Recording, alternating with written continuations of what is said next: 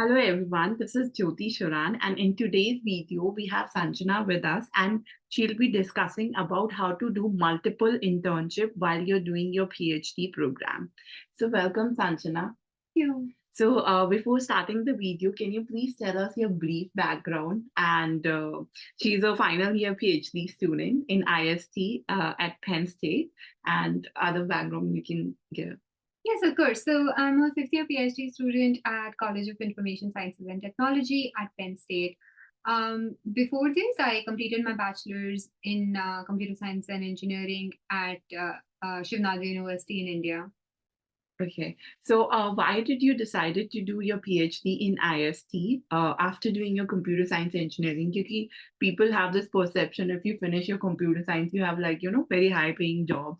So why did you decided to pursue your PhD? Well, I did get a high paying job, but I had, during my third and fourth year, I had started to do research. I was working in educational technology, and it's a cause that I felt deeply about and resonated with. And that kind of introduced me to the world of human computer interaction. And then one of my mentors recommended that I apply for PhD and see if I really am enjoying research. It might be a good avenue for me, so that sort of prompted me to reach out to a lot of faculty and professors around the world. And somehow things worked out with College of IST at Penn State with Dr. Rawson. It felt like the right opportunity at the time. So Sanjana, you're working in human computer interaction. So can you please tell like what is this field and what do you work on?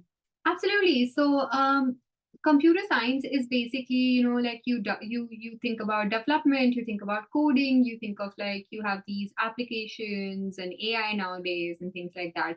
But the way you receive all of these interactions is through the interface of human-computer interaction. And that's basically what we study. We study how people interact with any kind of technology. It has a limitation of saying computers, but these days a lot of things are computers. Your mobile phones, your smart devices at home, your any interaction that you have with AI on the internet, social media, all of these are modes of technology, and we kind of understand and analyze how people interact with technology. So how to best design that technology to be accessible, user friendly, and easy to use.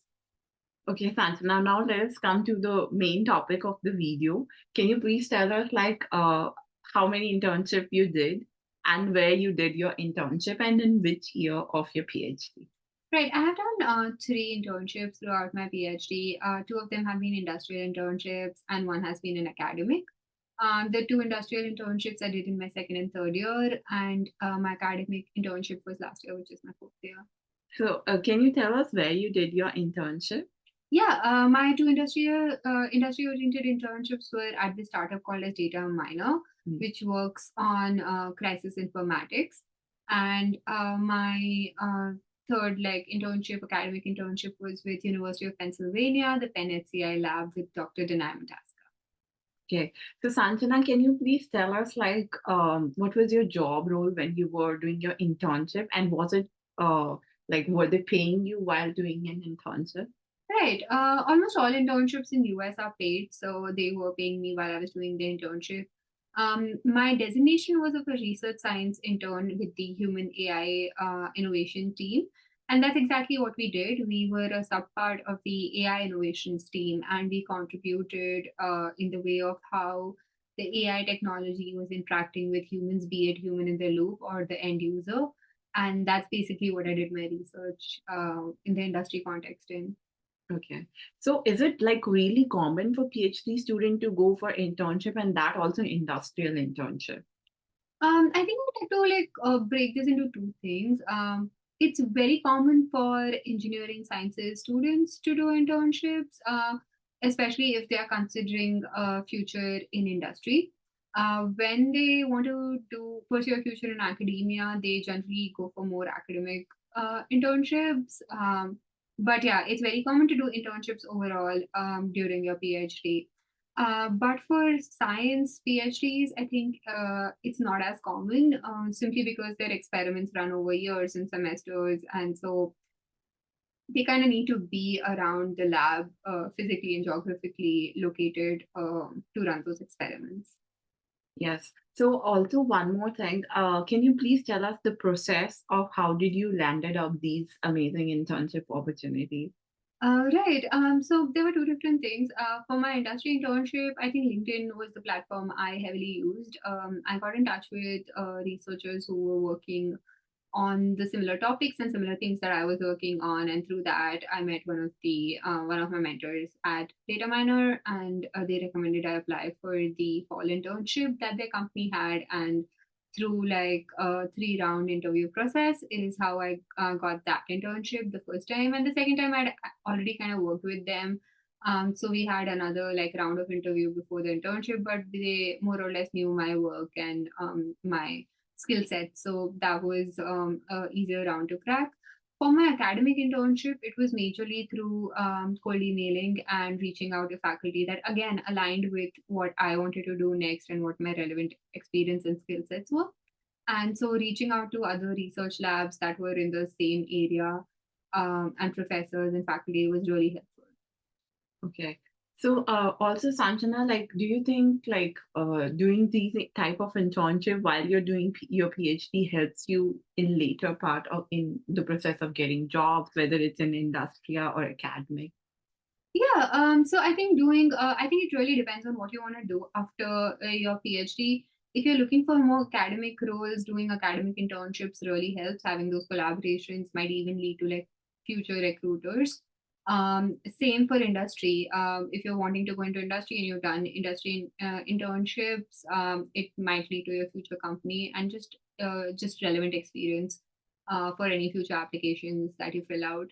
But I would definitely note and say a thing. I did both industry and academic internships, and I think that really helped me, especially coming directly from my bachelor's and doing my PhD, to sort of understand what I enjoy more and what kind of future career direction that I want to go into.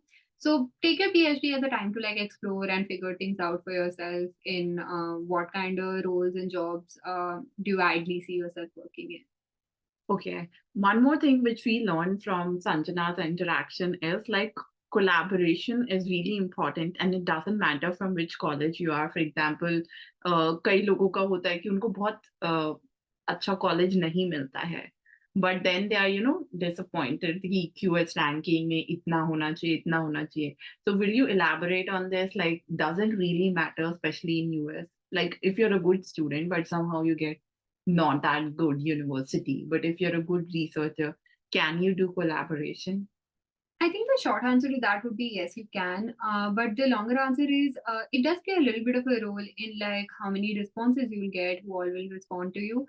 I think if for a PhD, it really matters who your advisor is more than what your institute is.